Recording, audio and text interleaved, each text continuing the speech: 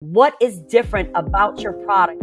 You got a story to tell, something gonna connect to somebody else. How to actually run a business versus having a vision for a business. A lot of people come to me and they say they're scared to take that next leap. Visual design is always going to be driven by the vision. And I just was like, how do I do this? What am I adding that they don't have? Hey, brand builders, ready to take your brand to the next level? I'm Dana Ammons, and welcome to the Brand Blueprint.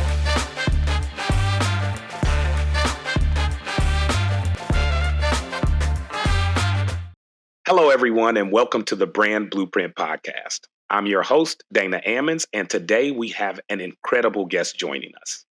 Trish Lindo has worked with some of the most influential brands in the media and technology space, including BuzzFeed, LinkedIn, and Oprah's own network. Her experience spans content strategy, digital branding, and helping founders and brand owners make an impact on LinkedIn. Trish, welcome to the show. It is a pleasure to have you with us today. Thank you so much, Dana. I really appreciate you, and I enjoy the opportunity to be on your show. This is great. I feel like I'm a legend. I am the person who is actually blessed to have you on the show. It is really exciting time for us, and you bring a lot of fascinating and fantastic experience to the table and to the show. And so I want to start there and give our audience a little bit more of a background on who you are and why I'm so excited about sharing your experience with our audience today. I mean, you've had a remarkable career with top media and tech companies. So can you walk us through some of the highlights of your journey and share how your time at BuzzFeed, LinkedIn, OWN, and some of the other organizations you work for shaped your approach to branding and content strategy? Yeah, absolutely. I am so grateful that I, was able to start my career in entertainment. So I was born in Jamaica, grew up on the East Coast, went to Florida A&M University, and got my degree in broadcast journalism. And I wanted to be in front of the camera. I wanted to be a reporter, you name it. And so at the time, I had a mentor who said, hey, if you want to work in entertainment, you need to either be in New York or you need to be in LA. So I chose LA because I don't like the cold weather. So I was like, I'm not going to make it through a New York winter. So I chose LA. And so, I hit the ground running. I went to LA with like $200 in cash. My parents were like, go with God. You can always come home if you decide not to, if you decide to move to LA. And so, it was all about the hustle. And I was fortunate enough to land a PA job at E! Entertainment, working with the Golden Globes, the Oscars, some of the biggest premieres that were happening at the time. And that really sort of shaped how I saw how, famous people sort of navigated being famous and the press. I was part of the press, so it was interesting world to sort of, as a 23-year-old to sort of navigate so early. Yeah. And it was crazy. I mean, for me, it was a lot of fun, but looking back, I'm just like, oh my God, I can't believe that I was in this world. So, that was where I got my start. And I kind of kept moving up the ranks, got opportunity at CNN to be an entertainment producer, doing essentially the same thing, junkets, movie premieres, that sort of thing. So I was doing a lot of writing. About celebrities, the world of entertainment and gossip and who's marrying who and who's breaking up and, who's got a new album. So, that was my world for a very, very long time. And I got an opportunity to work with creators through this company. And I forgot the name of them, but they were part of Disney at the time. They were looking for someone who could manage creators but also had natural hair because it was a lot of Black women creators at the time who were doing very, very well on YouTube. And they didn't have anybody who looked like them to manage them and to work with them. So I was brought in because at the time there was a gentleman that I knew that I worked with at Yahoo briefly. He was like, "You're literally the only one I know with natural hair. So I need for you to come here and help me with this." So that sort of kind of put me on the path of working with personalities and understanding how they thought, what drive them to start their own businesses, and, the impact that their brands can have on other people who look like them.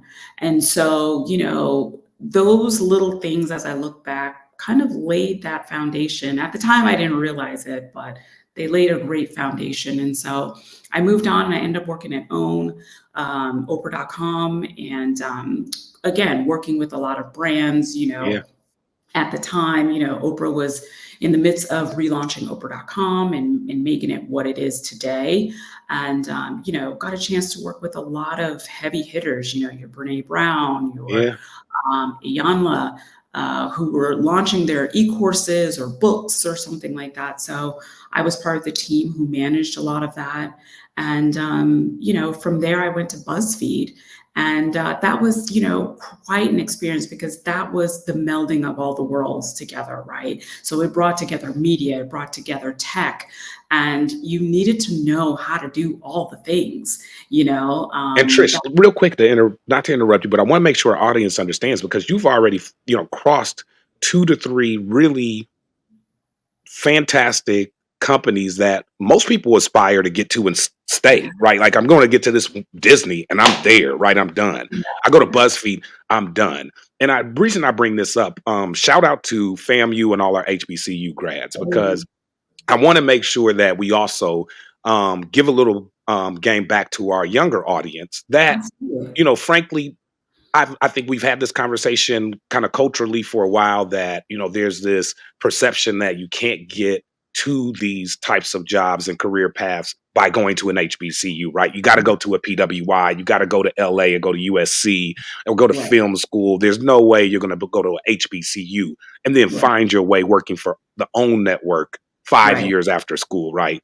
Talk a Uh-huh. little bit about your intentionality and how you actually made the decisions to move from one organization to the next versus just saying, I'm just going to start here, stay here, and figure out what I got to do to stay right at this great company. Yeah, absolutely. And, I think that I will say I was privileged in the fact that I lived in Los Angeles. I think that you have to, first of all, go where you see your dreams, Yeah. so, and I'm not to take anything away from anybody who is not living in a major city, but I was living at the center of the entertainment universe. Hmm. So the opportunities were there. I just had to go get it. Yep. I think the other thing is, being fearless, and, I was taught at FAMU that, Black excellent and how to be great.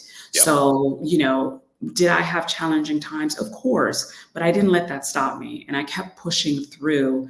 I saw something that I wanted and I made it happen. And, I think the other thing is building relationships, which has become, an even bigger part of my journey and, personal branding. Hmm. I built amazing relationships with people. To this day, I do not know who referred me to the role at OWN. I do Wow. not. Wow. I was contacted. They're like, yeah, somebody referred you. And I was Yep. like, okay, never knew, still Yep. don't. Yep. So I encourage a lot of young people is to build, relationships and to always do your best. It's very easy to sort of take an opportunity and say, oh, I'm just coming in here and doing this job. But people are watching you. Correct. People want to see that you have integrity, you do good work, you're a good person, all of that matters. And I know sometimes it doesn't feel that way, But it does. but it does But matter. it Wow, that was a really important point. Can we hear that again? I encourage a lot of young people is to build, relationships and to always do your best. It's very easy to sort of take an opportunity and say, oh, I'm just coming in here and doing this job. But people are watching you. correct. People want to see that you have integrity, you do good work, you're a good person, all of that matters. And I know sometimes it doesn't feel that way, But it you does. know, but it does But matter. it does matter. And Yep. yeah, and I think I was blessed that I, you know, kind of kept that top of mind everywhere I worked. I treated everybody well. I did a great job. And so whenever it came time for me to move on, like, hey, I'm looking for a new opportunity. Let me know if you hear anything. Yep. I would always have somebody who's like, I got somebody for you, I or love you that. should go over here, it's definitely something that I think we definitely should put more value in. Yep. We don't, but we should.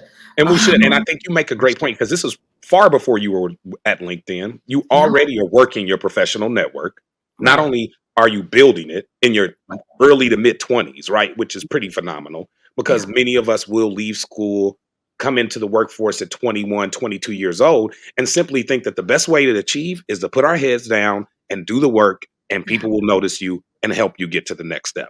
And yeah. that's not necessarily true, right? And especially in today's day and time, you have to be an advocate for yourself. You have to go Yeah. out and as part of that networking. And I think sometimes people don't take networking as a phrase seriously. They just think it's about, being social, meeting people, letting people, get to know you a little bit better. But you need to be very intentional in that networking. And I love that point about, hey, I got referred to a job that really was key in my career path. And to this day, I don't know who referred me, right? Which speaks to both your integrity and your intentionality as a networker, but also it speaks to, I think, the reality that a lot of us sometimes ignore, which is there are people in our corners who do want to support us, who do want to push us forward. And sometimes we just need to ask. You just need to open your mouth and say, Yeah. hey, I need some help. And I love that. So take that story forward. So you get this referral. You don't know who referred you, but you go in to Own Now, Right. and you're in there. You're making things happen. You're working on all of these big Mhm. projects and rubbing elbows with these big personalities. Why not? Decide to stay at Own and just say, "Hey, Own is where I should be, and this is where my career is probably going to flourish." Yeah, yeah, yeah. It's a very good question. And I think that how do I to understand this, I would say that LA is a very different animal, It right? is. It is a place where not many people stay in their jobs. Mhm. I was working in media slash tech. YouTube was just kind of, really sort of taken off. We Yep. shot all of our content at the YouTube Space LA. And, Wow. because there was a partnership that OWN had with Mhm. YouTube. So I got Mhm. that YouTube experience. And I was always the type of person, like, I just know I'm not going to be the person who's going to be at a company for 10 years. Like, Yep. it's just not going to happen. Also, to goals and strategies change in tech and media very, very quickly. Definitely. So you could be good for a year and then they're like, okay, well, we're going in a new direction. And that doesn't And your include skill sets, right, don't necessarily fit it doesn't, this yeah, particular it just project. doesn't work. Or, Yep. they're like, well, you can move to this department, but if it doesn't align with what you want to do, you'd be like, all right, it's time for me to move on. Yep. And so that was sort of my trajectory for a long time. I would say the longest job that I've had to date has been at BuzzFeed. I was at BuzzFeed for 3 years, Mhm. which for me, I felt like forever, but, I was brought in, I was recruited to go to BuzzFeed. Recruiter reached out and was like, oh, we need somebody to work with this team. They were starting this brand called Goodful. It was a health and wellness brand. And Mhm. obviously they liked my experience at OWN. So that's how I got to BuzzFeed. But then when I got to BuzzFeed, it was a completely different story. Right. You're just like, okay, so this is not what I signed up for. But Right. okay, we're gonna make it work. We're gonna make it work because that's what we do. And talk about that a Um, little bit more, because to yeah, your point, you come out of Own, you've got this completely different experience. Own, has this partnership with YouTube. You're doing storytelling, content creation, etc. Then you get recruited to go to BuzzFeed. And I think for those of you watching this who are familiar with media properties and know what BuzzFeed meant to the media game, yeah, I mean, from an outside looking in, right, as an observer, had yeah. to be a crazy environment. Tell me a little bit more about that. You get there, you're like, whoa, what am I doing? How do I make this work? Yeah, I think BuzzFeed, at the time, also obviously they were the center of the universe. Yeah. The emojis and was pretty wild, but very very different environment. The environment was very young. It did have some diversity, but it did skewed more white. Mm-hmm. But it was. When you're coming from someplace like OWN, that's very sort of structured and very sort of, a little bit more buttoned up. You could be yourself, But BuzzFeed was the exact opposite of that. So, you go into this environment where, it's an open space, you had desks, you're sitting very close to people, ideas are flying, everybody's got energy, someone's Wow. shooting content behind you, can you be in this video really quick? You're like, Yeah. I mean, I guess I got a meeting to go to, but okay, so it was a lot of fun, but it was so different than Yeah. anything that I experienced. And so they were excited to have me there because they said, you're going to be the grown up, because we Mhm. need some sort of structure and sort Mhm. of someone who actually knows how to like do strategy and content management and how to manage a team and that sort of thing. I was like, okay, fine, cool. So, the interesting thing about BuzzFeed for me was that I started at one thing. And I think in about maybe 8 months after starting, they had a Wow. massive layoff. Scary. And so that was my first time dealing with a mass layoff. Mhm. And then they said, oh, you're going to help us with the layoff. Actually, we're going to lay off your entire team. And I was like, Wow. okay, all right. Yeah, They wow. said, and I was thinking, oh, okay, so, I'm out. They're like, no, we're keeping you. And I was like, okay, all right. That's good, I guess. Right. So But it no was team. And how big was your no team? team. It was bizarre. I had to lay off my team. It was a very, very difficult time Yeah. because these people have been at the company longer than I have, and telling them that they were no longer going to be working there, but I was still going to be there. And I was like, sorry, because at the time I didn't really know what was next. Right. So after the layoffs, they were like, so this is what you do now. You're now going to manage Tasty and the YouTube team because I know you have the YouTube experience. And I'm so naive. I mean, I think then I probably still am, but I was like, but I'm vegan. I can't manage Tasty. They're like, you'll be fine. You'll be fine. They're like, Tasty is all about, big burgers and, how to make the crispiest bacon Right. and carbs. And I was like, but that's not Yeah, my that's not me, right? That's not me. life. And I mean, and for our audience, Tasty, if you don't know the brand, if you've never seen a video, stop right now, pause the podcast, go out and look at Tasty. Yeah. Amazing viral Yeah. media brand I love that them. Trish worked for. So Trish, talk about a little bit. I mean, that to your point is what I think those of us who are not in media kind of think of media's like all the time, right? Like, especially over the last 4 or 5 years, there's been such a condensation really Yeah. of the industry, and a lot of those media startups and brands have either closed or they've now partnered and merged into other brands. Like, talk a little bit about that and how you use those unique, experiences. At OWN, you had storytelling.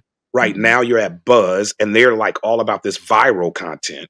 Yeah. So, talk Yeah. about like you're picking up these different skills. And especially at BuzzFeed, you're seeing all these new trends happen. What Yes. is it like to work in that environment and be around that much innovation and that much excitement on a daily basis? Yeah, you're absolutely right. It was very exciting. I will be honest, I didn't get a lot of sleep, to be honest. I didn't, because it was like you were on a fast moving train Yep, and you stop, you get run over, yep, So I just kept going and learning. I mean, I was learning so much on a daily basis. I was learning about YouTube. I was learning about how to engage an audience. I was learning about thumbnails, how to wow, make a great thumbnail, because if you yeah, don't know, a thumbnail will make or break your video on YouTube. So yeah, just a little fun fact there. So, looking at thumbnails, watching a lot of content from my producers and saying, the vegan saying, take this out. This doesn't make any sense, that sort of thing.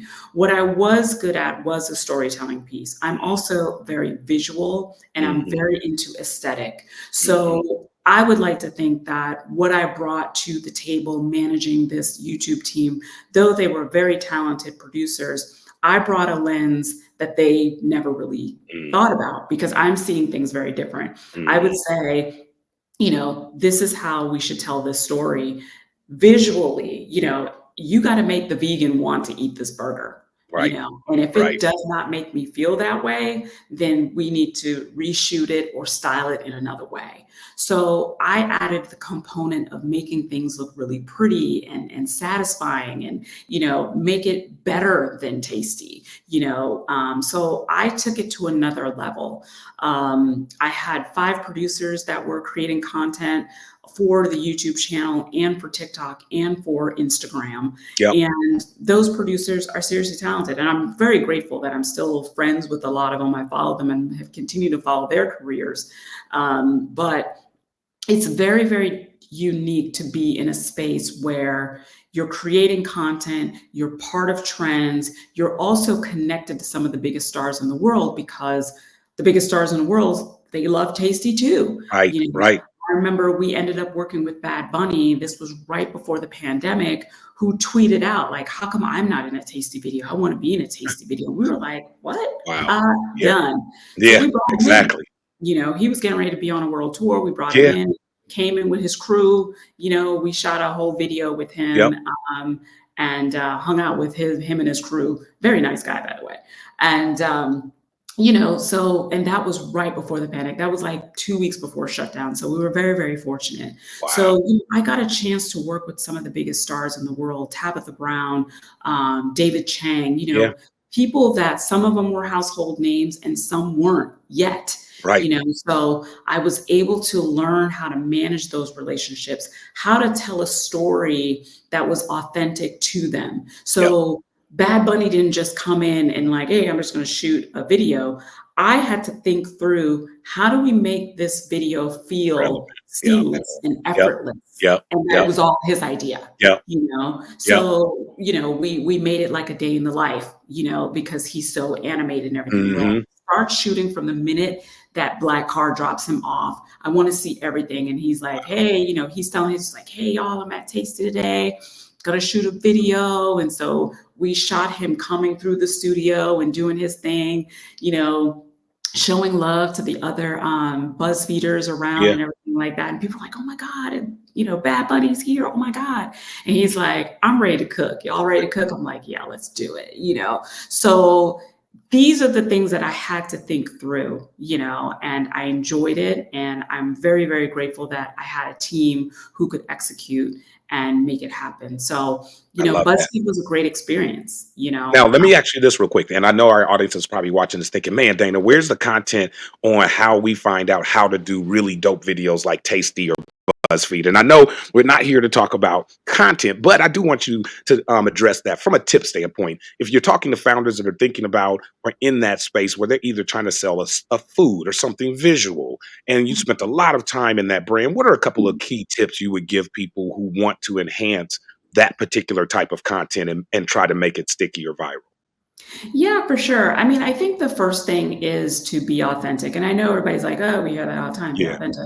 But it is true. You know, do not pretend to be somebody that you're not. Correct. Right? So, I mean, if you look at people like Tabitha Brown, she got started because she just wanted, she talked about, you know, the TTLA sandwich in her car in the Whole Foods parking lot. She just was being real. She wasn't trying to be something she wasn't. And that, you obviously Tabitha Brown's Tabitha Brown now. Correct. But, you know, in terms of sharing content, it's to, especially food, it needs to look aesthetically pleasing. You know, as someone who's a vegan, and again, I'm very, very, very, very all about aesthetic. If it does not look good, I'm not interested. You know, because you have to convince me visually that I want to eat this food, because obviously I can't taste it. You know, so you have to convince me visually.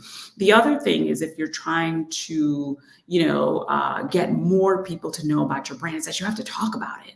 You know, you have to be okay with telling your story and showing up on camera. So, you know, whether it's, you know, hey, here's a day in the life of how I get this thing done, you know, or maybe you have a VA, a virtual assistant or something like that. You're like, hey, I start off my day by meeting with my VA, we go over what needs to be done today, and then I go to the studio and I kind of like figure out how to make this thing. And I think there's a lot more understanding around that now.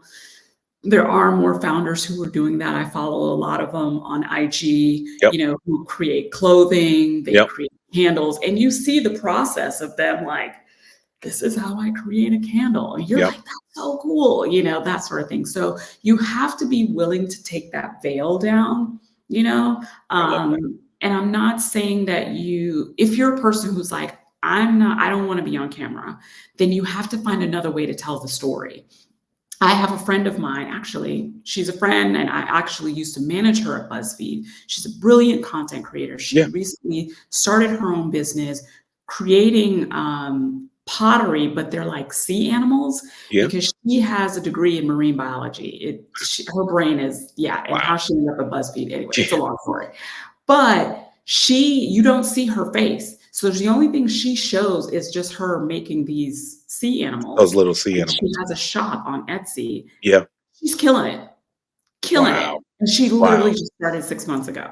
That is great advice, right? Because I do think, especially as I talk to some of my older founders, I would say my more classic founders, Yeah. they tend to be less enthusiastic about being on camera, right? And I do think you make a great point that you don't always have to be face front in the camera. Depending on what your product or service is, Right. it's very reasonable to just show your hands manipulating the product, working with the product. And this is a great example. So really, really appreciate that piece of advice. Now, going back to your BuzzFeed time, so as you were working through Tasty and really managing that brand right before the pandemic hits, you do this dope set of videos with Bad Bunny. And oh, by the way, audience, make sure you go out and check out that content as well, which I'm sure you can find easily on YouTube. So tell us about BuzzFeed and how that opportunity unfolded, and then how you then ended up transitioning over to LinkedIn. Yeah, BuzzFeed was an opportunity an opportunity of a lifetime, to be quite frank. Was it a crazy time? Yes. Yeah. Yes, it was. But it was an opportunity of a lifetime. And, I think the pandemic changed a lot for all of us, right? So, That's true. once the pandemic hit, I, along with my colleagues, we had to figure out new ways to shoot content from home, So I ended up managing a team that was now shooting content from home, and it had to be high quality content, And so we did that. But I would say during that time, a lot of burnout happened. I just started to burn out. We were living at home, we were working at home. Yep. The world was upside down. I think Yep. we all kind of remember what that time was like. So like most people, I ended up leaving. Like, I didn't have another opportunity. I was just like, I'm done. I'm good on this, and I wasn't really sure what I wanted to do, but I did know I wanted to work with creators even more, because working with creators at BuzzFeed was just one of my jobs, because at BuzzFeed, you do 5 jobs. It's not just one job, so that was just one of my jobs. Talent management, partnerships, that was just one part of my job. So I was like, wouldn't it be cool if that could be like my job, like all the time? Yeah. So, I, at the time, was interviewing like at TikTok and doing that thing. But ironically, what actually happened was I did a live on LinkedIn Live. There was a woman on there. She had this show called Ask for Anything, where you would go on and you would tell people what you wanted. Now, granted, this is still during the pandemic, so everybody's at home. So I went on there and I said, hey, this is what I want to do. I'm not really sure, how it's going to happen, but this is what I want to do. So there was a Black woman from LinkedIn, never met her. She saw that interview and she messaged me and she's like, listen, if you ever see a job that you wanted, let me know and I'm happy to refer you. And I was like, yeah, sure. Yeah. LinkedIn was not on my radar. Nobody was thinking about LinkedIn. So I was like, yeah, sure, no problem. I will. So I would say maybe like a week or 2 later, I see this senior creator manager job that opened up. And I was like, oh my God. So I literally sent it to her and she referred me. And I think the recruiter contacted me like the next day. Wow. And that started my journey at LinkedIn. Yep. So that was March. And so I left BuzzFeed in February or March of that year. I think that was 2021. And I started working at LinkedIn in June of 2021. Wow. So, at the time they were bringing in people from a lot of different companies. I was coming from BuzzFeed. My colleagues were from YouTube, TikTok, Mhm, Adobe. mhm, They were looking to basically build their creator program at LinkedIn. And mhm. so because we all had that experience, it made sense. So that's what I was doing. But what I did not know was because it operated much like a startup within this massive company. They didn't really have a plan. They didn't Mm, really know. mhm. So, I came in there like, hey, we should do this, we should do that. And they're like, okay, we're going to break it up. We're going to do segments. Trish, you're going to work with founders and entrepreneurs. And I'm like, founders and entrepreneurs? Like, oh, I mean, I guess. I mean, I'd love to do fashion. Can I do fashion? They're like, no, you're going to do founders and entrepreneurs. I'm like, okay, I'm a team player. Sure. And that's how it happened. So, I ended up reaching out to women of color and Black women founders on the platform Mhm. because Black women was the largest group of entrepreneurs that were growing nationally, the fastest growing group to become entrepreneurs. So I was reaching out to people on LinkedIn, hey, we've got this creator program, Mhm. here's what we want to do. We're building community.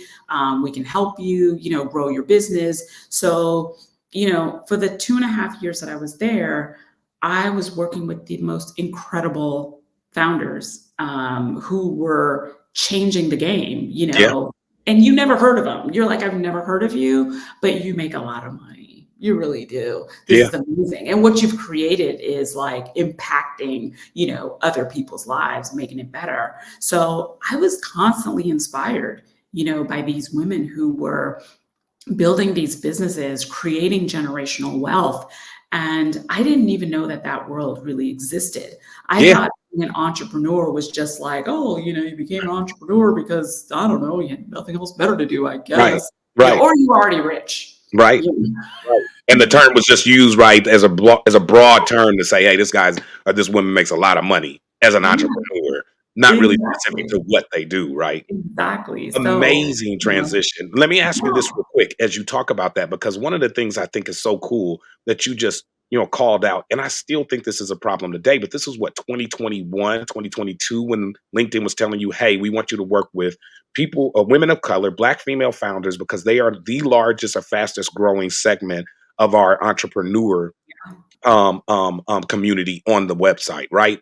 right. And I'm assuming that that likely is still fairly the same in terms of the growth of Black female entrepreneurs on not just LinkedIn, but just broadly, right? There, that growth is still extremely strong and accelerated. So as you transitioned and started working with these founders, and I find that even given LinkedIn's prominence and exposure, there's still a lot of founders who There are is. either on it and just not leveraging or using it at all, Yeah. or not even on it, right? To your point, wasn't even on their radar, didn't Yeah. even think it was a thing that they Yeah. needed to have on their radar.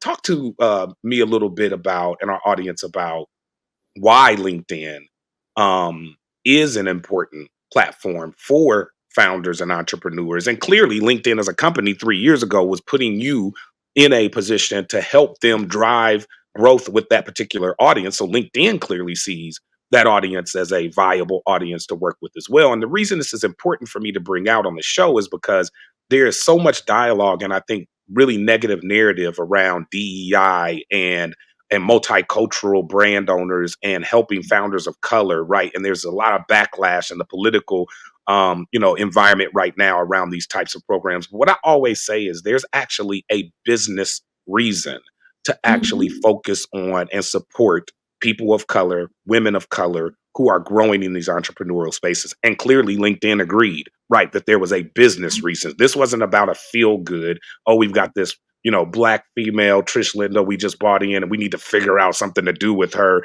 that feels good, right? They were deploying you on something that they felt, hey, we've got this really talented woman we just bought in from BuzzFeed. We know she can help us make money, and we want to actually help her by supporting an audience that we also know is going to make us money and drive traffic, which is Black female founders. So talk a little bit about the platform itself and the importance for founders that are watching this that may be saying, "Man, Dana, I hear you, and I'm really excited and impressed by Trisha's background, but why do I need to be on LinkedIn? Like, I don't really see that as a place for my particular brand or my business." Yeah, I think that, first of all, I will say this. Historically, we know that LinkedIn has been used as, a place that you go when you're looking for a job. Correct. So I think that a lot of people kind of still have that in their minds. Yep. And that is still true. That is a Yep. place that you can go, Still viable for job search. Yep. or maybe you're looking to hire people as well. But however, LinkedIn is also a place where you can grow your business and develop your personal brand. And so a lot of people don't realize that that shift has happened. And a lot of Mhm. that happened during the pandemic, Yep. was that we were all working from home. Home and business became one thing, Mhm. during that time. And a lot of people were sharing that on the platform. There are influencers on LinkedIn who work with particular brands and they're doing very, very well, Yep. just by sharing their content and sharing their storytelling.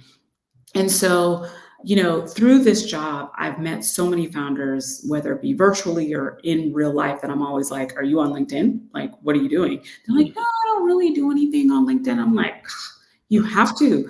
That's where the Fortune 500 companies are, all the decision makers are. So if you want to work with corporations to get your business out there, then LinkedIn is the place you need to be. Eloise, can you bring that back one more time? We need to hear that again.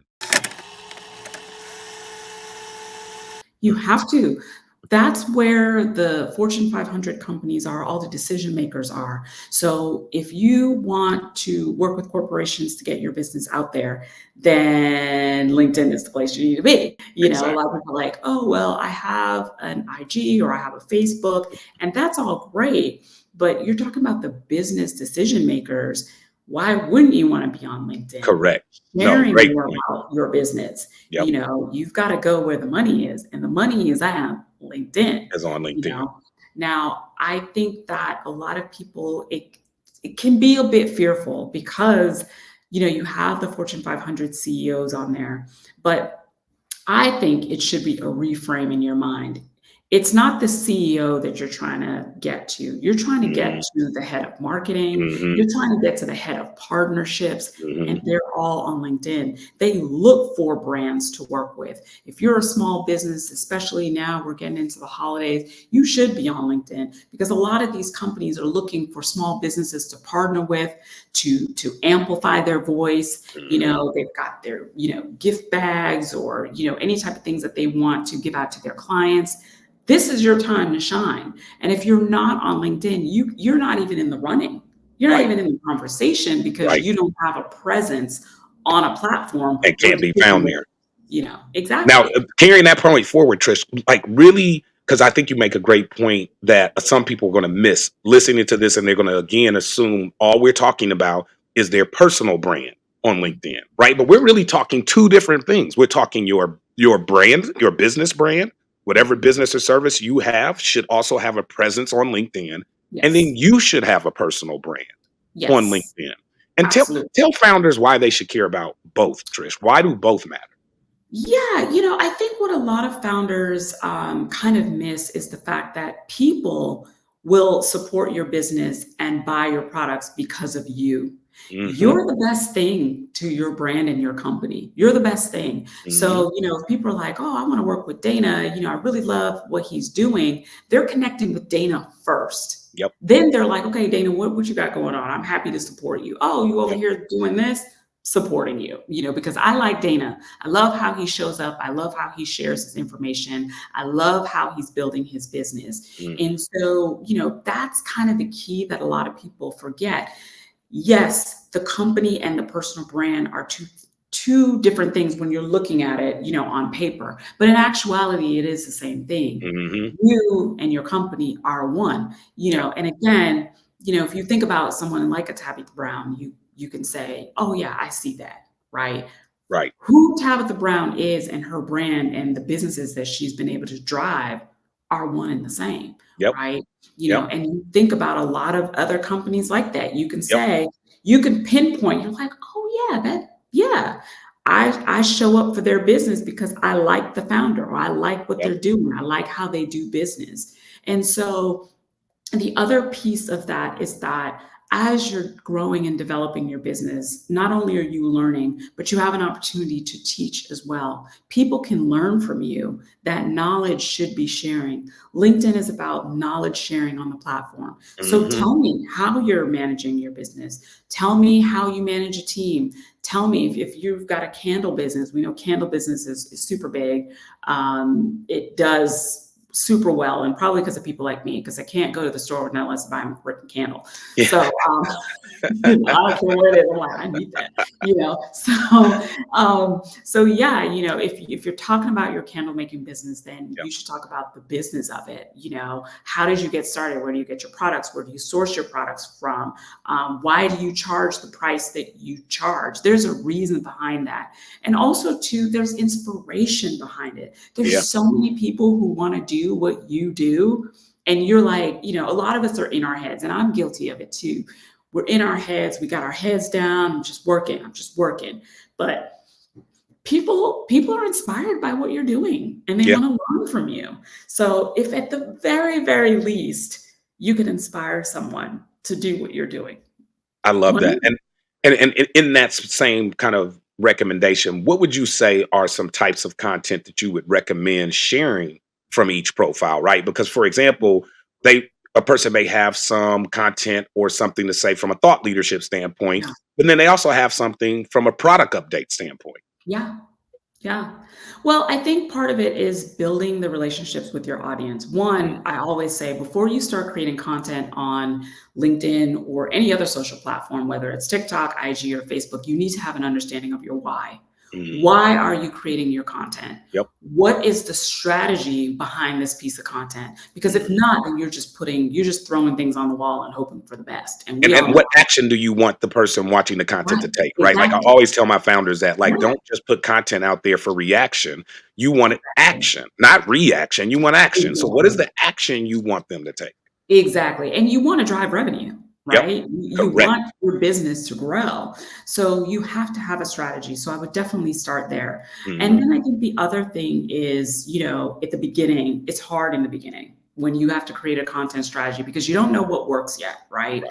And it's different for everyone. So some people may be creating content where they're in front of the camera. They might be talking a little bit about, the science behind the product. You've got Mm. people who have created apps, Mhm. and businesses and that sort of thing. So, you kind of have to figure out like what makes sense for you, what's Mm. doable.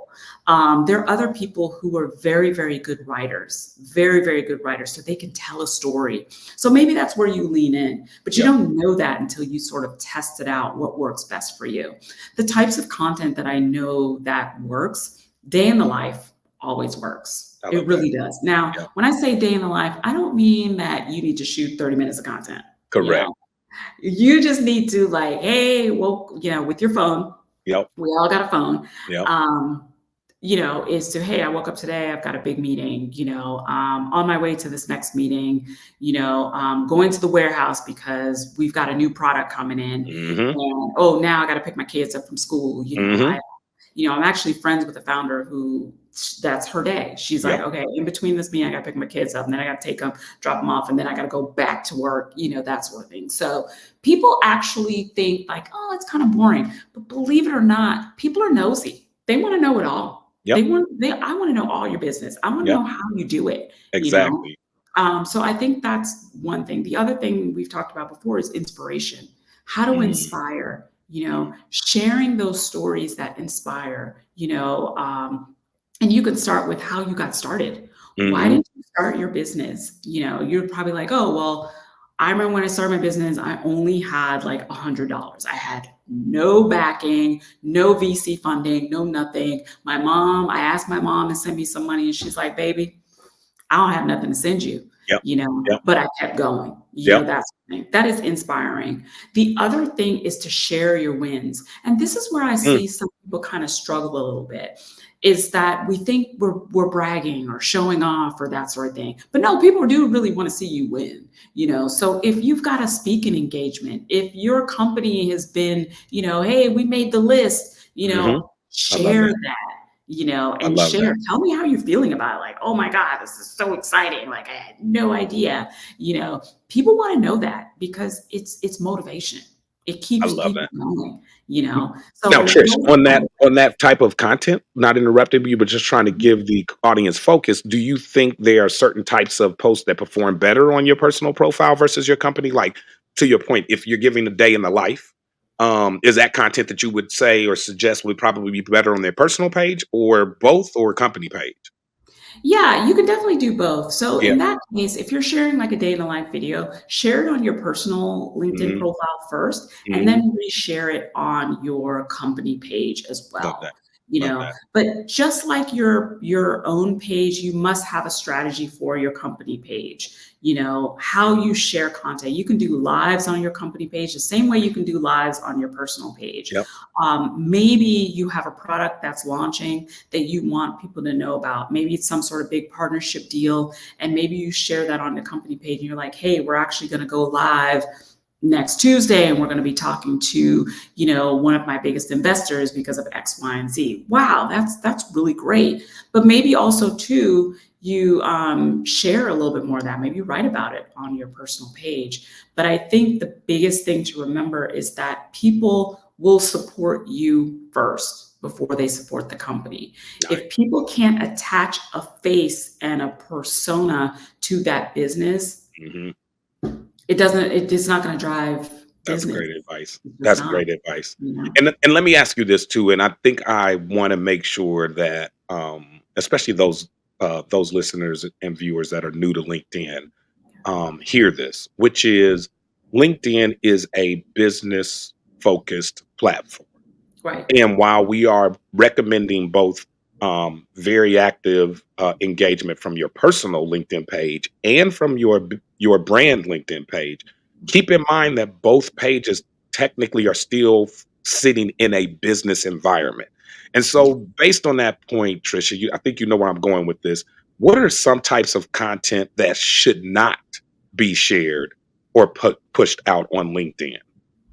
Yeah, for sure. I do want to make the distinction too that, every company, if you have a company, you should have a company page. Page, And the exactly. reason why it's important, in addition to obviously driving business, is that once you have a company page, that does unlock opportunities to create ads that you can drive more business. And obviously Hmm. you have to pay for that, but that's just a Hmm. little tip, little sidebar. So you do get Hmm. that opportunity. But in terms of the type of content that you should or should not, I am also the type of person, I don't like to tell people that you can't do something, Yep. right? Yep. Now, I will say you can test it, Yep. but does it make sense for your content strategy? Whatever content you're creating, it should make sense to your business and your content strategy. Correct. So if you want to talk about, and I mean, people share all kinds of things on LinkedIn. I mean, it's the internet, right? People Exactly. share all kinds of things. Exactly. There's people I've seen two stories that stick out in my mind. This one woman, she's like a coach. She has actually a very successful coach.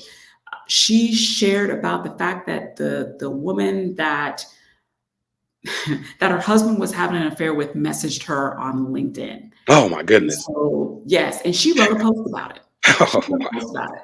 And I was like, ooh, I Yeah. don't know. Yeah. Ooh, you Yeah. know.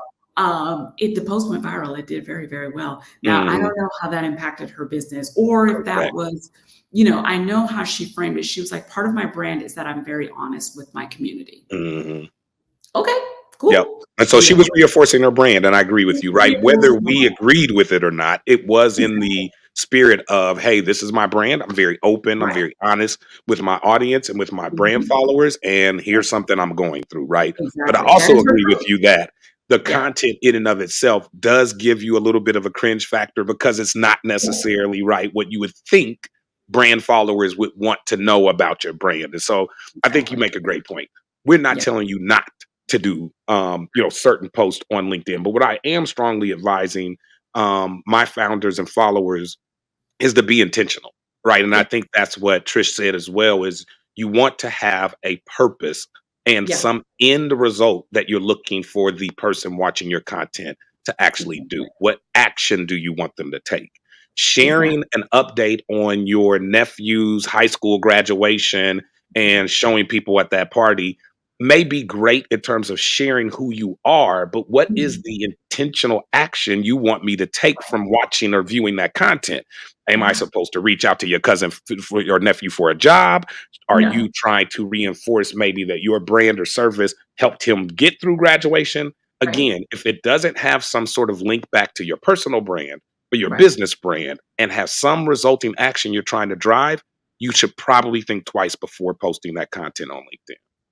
Yeah, for sure. And I think where, sometimes it can be a little bit messy, if you will, because life is messy, Mhm. is, a lot of people are parents. A lot of people are wearing many hats. Yep. You are parents, you might be taking care of your own parents.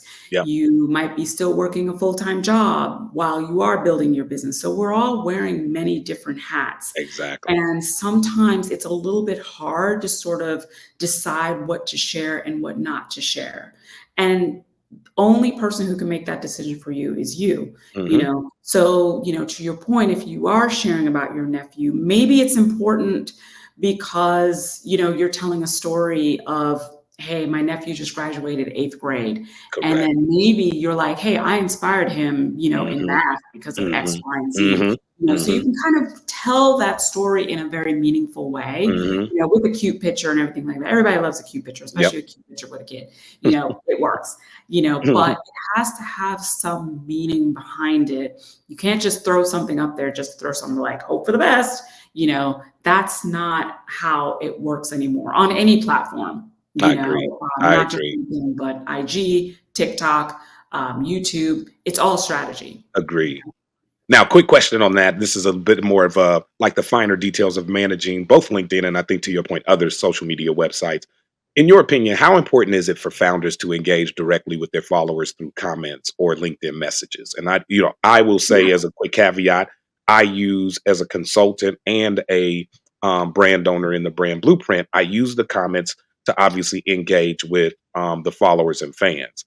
Yeah. However, I also am a prolific user of InMail, right? So I solicit interviews and guests for the show via LinkedIn InMail. I also solicit and reach out for partnership opportunities and business opportunities as a consultant.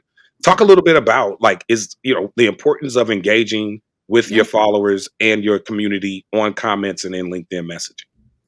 Yeah, LinkedIn is about knowledge sharing and building community, so community or network, whatever you feel more comfortable with.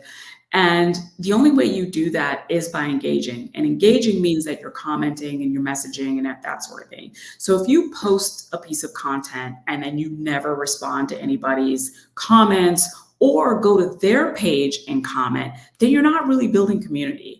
You're just sharing content just to share content. You're like, hey, look at me, hey, I'm doing this great thing, right? So you have to engage. That is one of the ways that LinkedIn drives engagement on their platform. Yeah. And so the minute you comment, if I comment on your post, Dana, then Dana, you may go to my profile and comment on my post. That means now that your content, my content is being shown to our respective networks, right? Hmm. And it keeps pushing that out. So Hmm. now more people may start following you, Dana. I'm like, well, who's this Dana guy? This sounds interesting. So that's how you build community. You cannot build community if you are not engaging on the platform, if you're not commenting and messaging and seeing what else is out there. Whoa. We need to hear that one more time. You cannot build community if you are not engaging on the platform, if you're not commenting and messaging and seeing what else is out there. Because if you're not engaging, it's like sitting in the house by yourself, Hmm. and never leaving the house. Like, I mean, Only looking out the window, right? Just looking out the window. yeah, you have to like leave the house, and we're out of the pandemic now, Yeah. so we can leave the house. But you have to be willing to engage with people. Another way to build community is obviously meeting people out in person. I do a lot of coffee chats, like, hey, I love that. let's meet up, Yeah. and believe it or not, which I think a lot of people don't realize because the way our society is set up, people will say yes, I would say 80% of the time. You just have to ask them. Yep. Yep. You just have to ask Agreed. them. You just But have to ask. you just have to ask. But a lot of us are scared, like, well, I don't want to ask. I don't want to like impose. But no, make the ask. Like, Yep. hey, would you be open to a 15-minute virtual chat? Would you be open? I see that we're in the same neighborhood or the same area. Would you be open to meeting me at the local coffee shop? Or hey, I saw that you're going to this event coming up. I'm going to be there too. Would love to meet you, that sort of thing. And we can, talk. People say yes almost all the time, almost all the time. And I think that we can't be afraid of no. We can't be afraid of it. Being afraid of no will hold you back more than anything else in this life. Because you're going to get a lot of them. Because you're going to get a lot of them. Yeah. But you have to believe that if you do not make the ask, the answer is going to be no regardless. Yep. Right. Yep. But you have to be brave enough to ask for what you want, build the community, because 9 times out of 10, they will say yes to either a service, a meeting, and who knows what will happen down the road. You might not get the business right, but you could get a referral to somebody else who may even be a better fit for your brand or service. I love that. Now, transitioning on one key point that I want to get to before we close out the interview, because this one is something that from my time in CPG, whether it was Procter & Gamble, Pepsi, SCJ, was always a very big focus. But unfortunately, as I work with small businesses, small brand owners, consultancies, this particular technique kind of goes out the window, and that's looking at the metrics, right? Yeah. And I know for some of us, numbers and metrics, especially as it relates to social media, it's just like rocket science. Like, what in the world? What am I supposed to be? So just, can you demystify and help out our founders with a couple of suggestions on what metrics founders should focus on when assessing their effectiveness on LinkedIn? Yes. So, one of the things that I share all the time is that data doesn't lie. It does not. It will inform every decision that you have to make in business. That was a muscle that I picked up at BuzzFeed. BuzzFeed did everything by the data, the YouTube data, the analytics. It's all that mattered. Warning, the following information is important. You may want to pay attention. How you use metrics to inform your decision is by taking a look at what people are actually engaging in, right? So if you're on YouTube, you can see in your analytics, this is around a time that people are watching my content. People from this particular part of the world are interested in my content. So maybe if I'm getting a lot of people watching my content from, let's say, Canada, okay, maybe I should start creating more content that's geared towards people in Canada, to continue driving that. The other thing is, if you create a piece of content on, let's say, LinkedIn, and you look at your analytics, the most important analytic to take a look at is your impressions. And so your impressions basically is every time your content is shown to anyone on LinkedIn, that is an impression. So if, let's say, you look at your impressions and you've only got like 1,000, and it's no shade, like I've only gotten that too, or 500 or less. Like it does, I will admit, it does hurt your feelings for a little bit, but it's fine. It's fine. There's another day. You're like, okay, so this content didn't really do that great. Right? And that great, though, Trish, to your point, can be different by platform, right? Because I agree with you. I definitely will be, I get, very, very concerned if I see really low engagement, but the numbers differ by platform. If it's Facebook, something less than 50 likes might be, a bit of an alarm. But on LinkedIn, 50 likes, 50 interactions is a pretty good day for me on LinkedIn.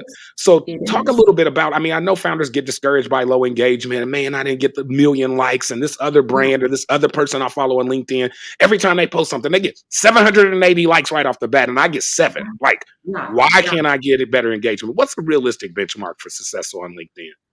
I think the benchmark is very, very different for everyone. LinkedIn does not prescribe to viral content, even though some content does go viral. So again, it goes back to your strategy and what makes sense for you.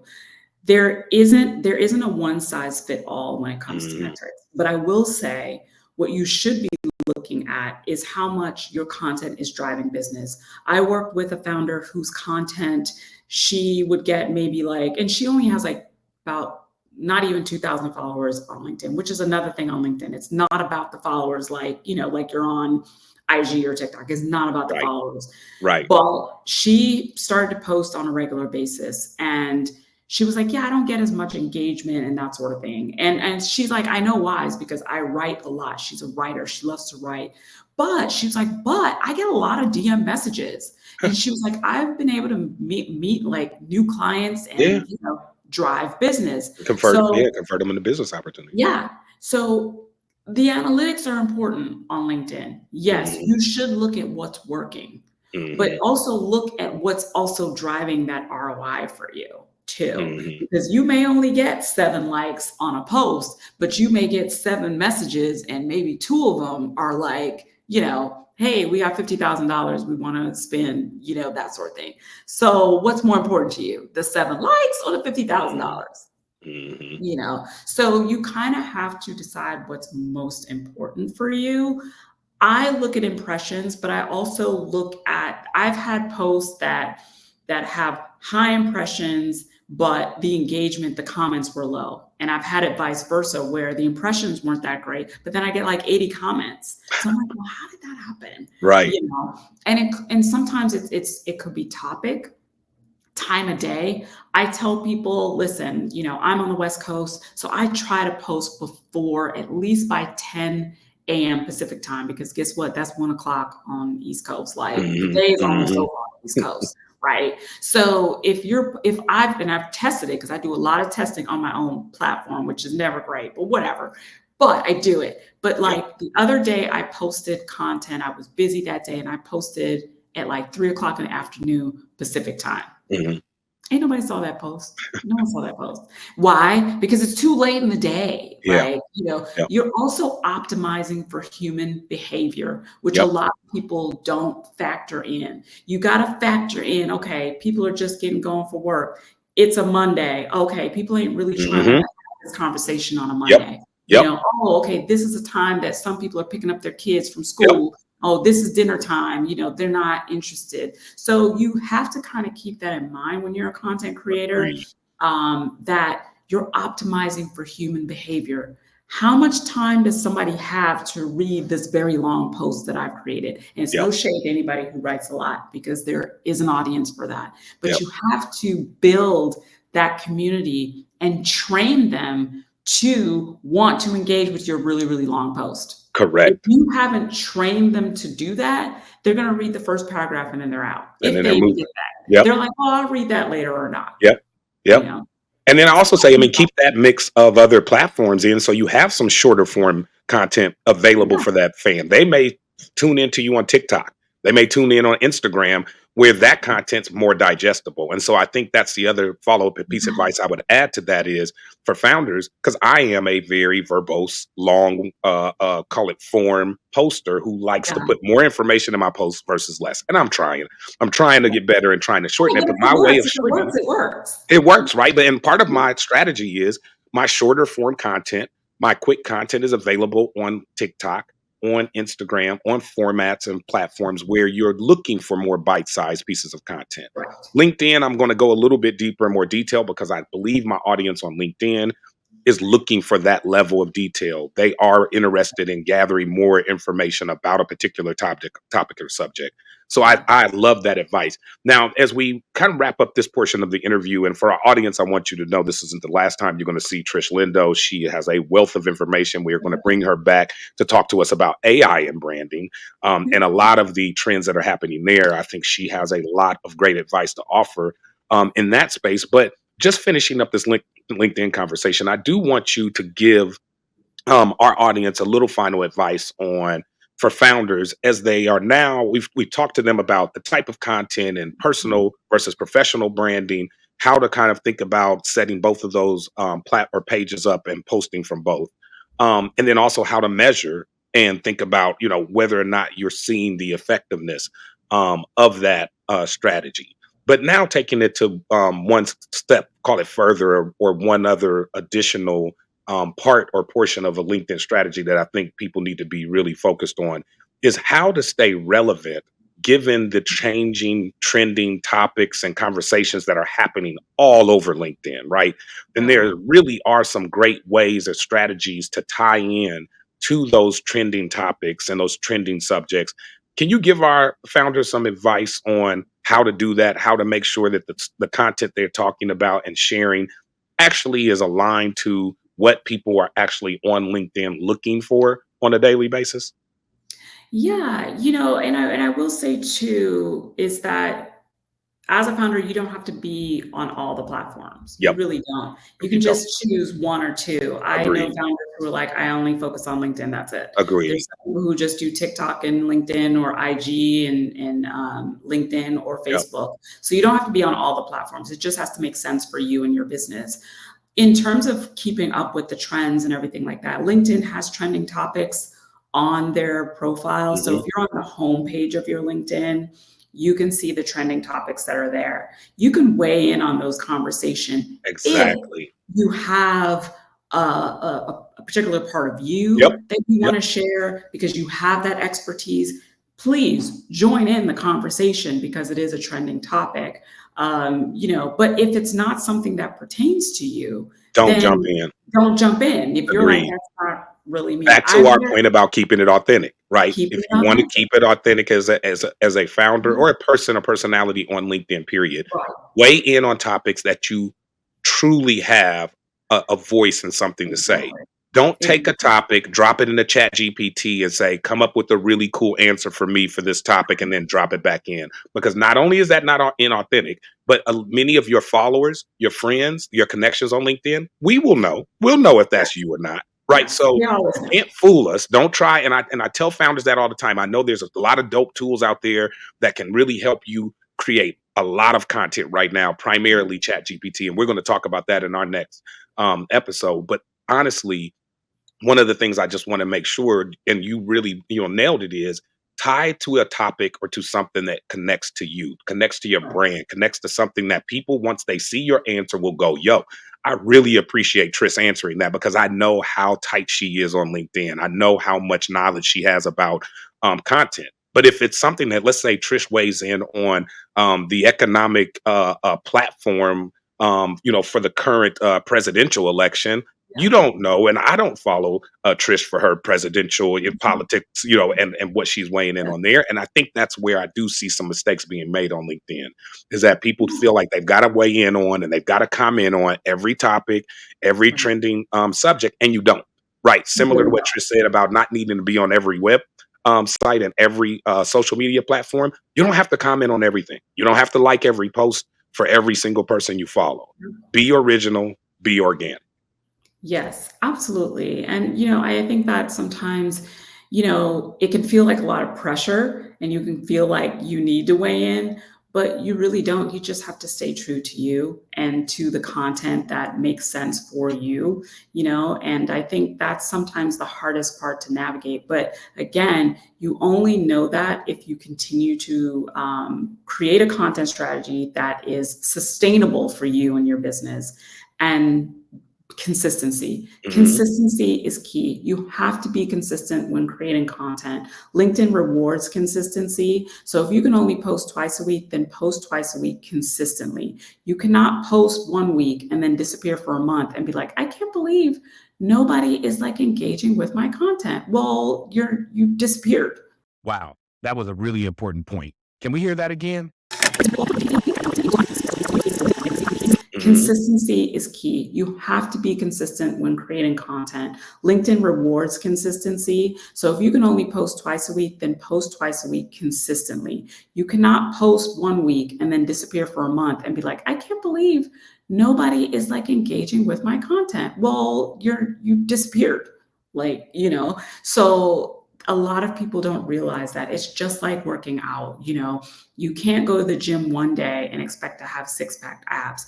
I know this because I've tried it and it does not. It does not.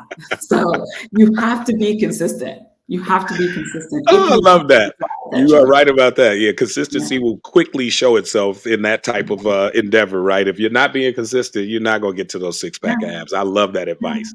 Yeah. So Trish, tell us, look, once again, I have just got to say thank you for bringing so much important and valuable content and information to the show today.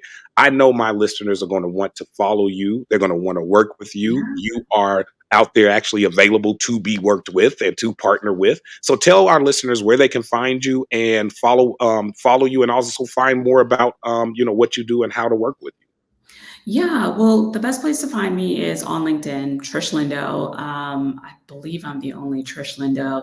I've had I the think others so. removed. Yeah, I I think I'm think the you only are. one. But yes, you can find me on LinkedIn. You can message me on LinkedIn. That's the quickest way to get a hold of me. I'm also my website, trishlindo.com. Pretty easy to find. Yep. And I work with organizations that help entrepreneurs and executives. So I used to work with founders one-on-one, but from a scaling standpoint, from a business standpoint, I work more so now with organizations. So if you have an organization or a company that you need somebody to bring in to help your executives or founders to level up on social media, including LinkedIn, I'm the person they should reach out to. I So love that. yeah, I love that, audience, and we will definitely also have Trisha's information on our website, thebrandblueprint.biz, not .com, because we're about that biz.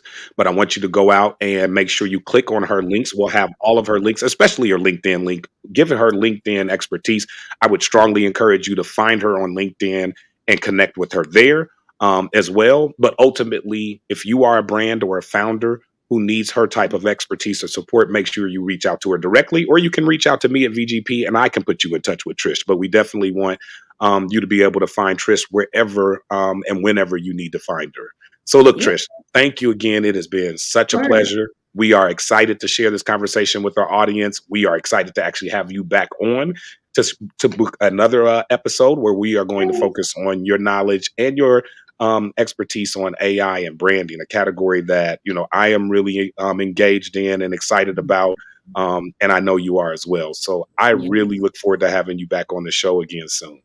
Yeah, absolutely. Well, thank you so much, Dana. I really appreciate this conversation, and I appreciate the opportunity to be on your amazing podcast. So thank you, thank you, thank you. I love the work that you're doing. So, and I'm happy to be a part of it. So I'm No, grateful. thank you again. And to our audience, as Trish mentioned, you can find us on multiple platforms. The Brand Blueprint is available on Apple Music, on Amazon. We're also on Spotify and on YouTube. We're a video format podcast, so you can either watch the show or you can listen to it audibly on some of the podcasts like Apple Podcasts, where you can only get our audible version of the show.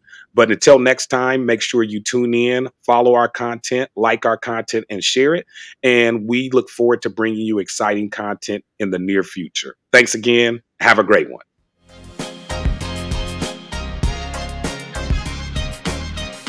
Thanks for joining us on the Brand Blueprint journey.